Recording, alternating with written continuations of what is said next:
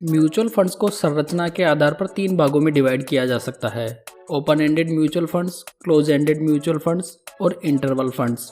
ये classification mutual fund को खरीदने और बेचने की सीमाओं के आधार पर किया गया है। ओपन एंडेड म्यूचुअल फंड्स वो फंड होते हैं जिनमें म्यूचुअल फंड खरीदने और बेचने की कोई सीमा नहीं होती, यानी कि आप इन्हें कभी भी खरीद और बेच सकते हैं। इस कारण ये इन्वेस्टर्स में अधिक लोकप्रिय भी हैं। वहीं क्लोज एंडेड स्कीम भी अपनी कुछ अलग विशेषताओं के कारण जाना जाता है। तो दोस्तों, आज हम क्लोज एंडेड म्यूचुअल फंड्स के बारे में बात करेंगे, जिसमें हम जानेंगे कि close ended mutual fund scheme कैसे काम करती है, इसके फायदे और नुकसान क्या है और क्लोज एंडेड स्कीम्स में किसे निवेश करना चाहिए। तो नमस्कार दोस्तों, स्वागत है आपका पूंजी गाइड यूट्यूब चैनल पर। दोस्तों, ऐसी ही फाइनेंस रिलेटेड वीडियोस पाने के लिए आप इस चैनल को सब्सक्राइब भी कर सकते हैं। क्लोज एंडेड म्यूचुअल फंड्स क्या होते हैं? Close ended schemes fund house द्वारा एनएफओ के माध्यम से प्रस्तुत की जाती है। एनएफओ यानी कि न्यू फंड ऑफर। एनएफओ के खुले रहने के दौरान आप क्लोज स्कीम में बाई कर सकते हैं। इस प्रकार क्लोज एंडेड स्कीम के एनएफओ में समय सीमा और जारी की जाने वाली यूनिट्स पहले से तय कर ली जाती है। जब एनएफओ का टाइम पीरियड समाप्त हो जाता है तो निवेशक न तो नई यूनिट खरीद सकता है, न ही बेच सकता है। क्लोज एंडेड म्यूचुअल फंड्स में मैच्योरिटी भी फिक्स होती है। इस अवधि से पहले यूनिट्स को रिडीम नहीं किया जा सकता। अगर सारांश में बात की जाए तो क्लोज एंडेड स्कीम में निवेश करने की अवधि, जारी की जाने वाली यूनिट्स और मैच्योरिटी पहले से डिसाइडेड होती है। क्लोज एंडेड स्कीम्स कैसे काम करती है? सबसे पहले म्यूचुअल फंड हाउस द्वारा एनएफओ के माध्यम से close ended mutual fund scheme launch की जाती है। इस एनएफओ की कुल राशि को निश्चित यूनिट्स में बांट दिया जाता है। इन्वेस्टर्स एनएफओ के खुला रहने की अवधि के दौरान close ended mutual fund scheme में निवेश कर सकते हैं। एनएफओ की अवधि समाप्त होने पर इसमें नए निवेश को बंद कर दिया जाता है।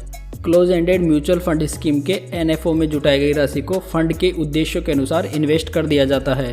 इस निवेश के अनुसार ही फंड की एनएवी निकाली जाती है, जिससे डिसाइड होता है कि एनएवी प्रीमियम पे चल रही है या डिस्काउंट पे।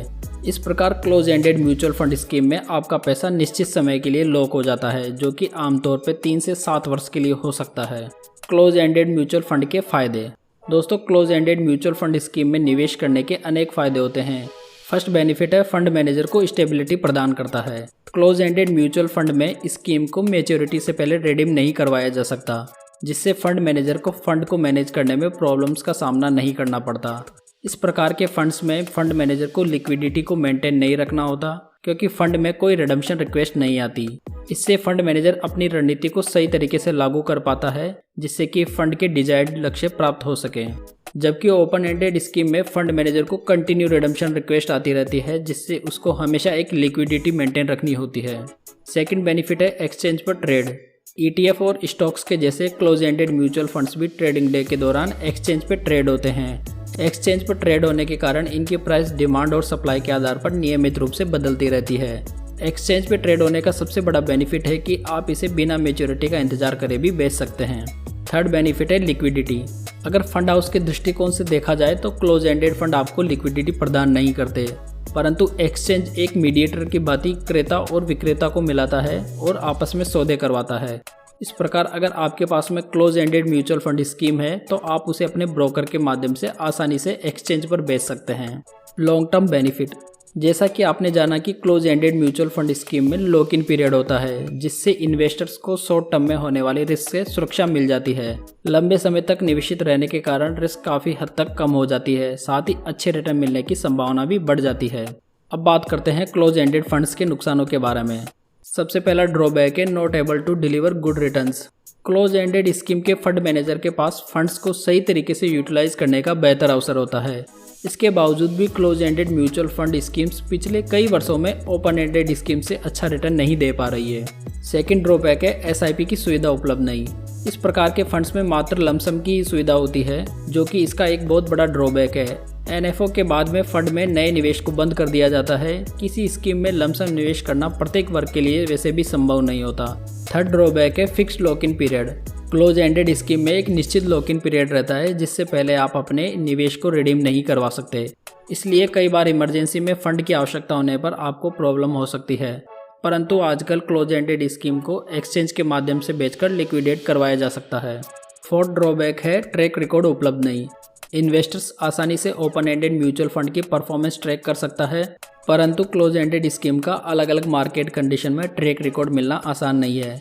हिस्टोरिकल डेटा उपलब्ध नहीं होने की वजह से ये फंड काफ़ी अनिश्चितता भरे होते हैं, जो इनकी फंड मैनेजर पर निर्भरता को और अधिक बढ़ाते हैं।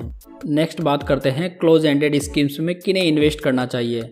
ऐसे इन्वेस्टर्स जो लॉन्ग टर्म के लिए निवेश करना चाहते हैं और उन्हें निवेश किए गए पैसे की लॉक इन पीरियड के दौरान आवश्यकता नहीं है, वे क्लोज एंडेड स्कीम में निवेश कर सकते हैं।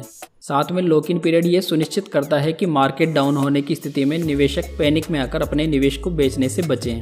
ऐसे निवेशक जो अपने पोर्टफोलियो को डाइवर्सिफाई करने के बारे में सोच रहे हैं, तो वे क्लोज एंडेड म्यूचुअल फंड के एक यूनिक फीचर के कारण इसमें निवेश कर सकते हैं। वैसे क्लोज एंडेड फंड्स में मात्र लमसम इन्वेस्टमेंट किया जा सकता है, इसलिए ये सभी इन्वेस्टर्स को सूट भी नहीं करता है।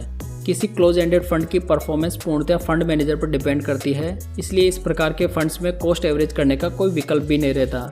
इसलिए निवेशक को यह प्लान चुनते समय इन सभी रिस्क फैक्टर्स को ध्यान में रखना चाहिए। दोस्तों, जानकारी बढ़िया लगी हो तो प्लीज़ वीडियो को लाइक, कमेंट, शेयर करें और चैनल को सब्सक्राइब करना ना भूलें। तो चलिए दोस्तों, फिर मिलते हैं एक नई वीडियो के साथ।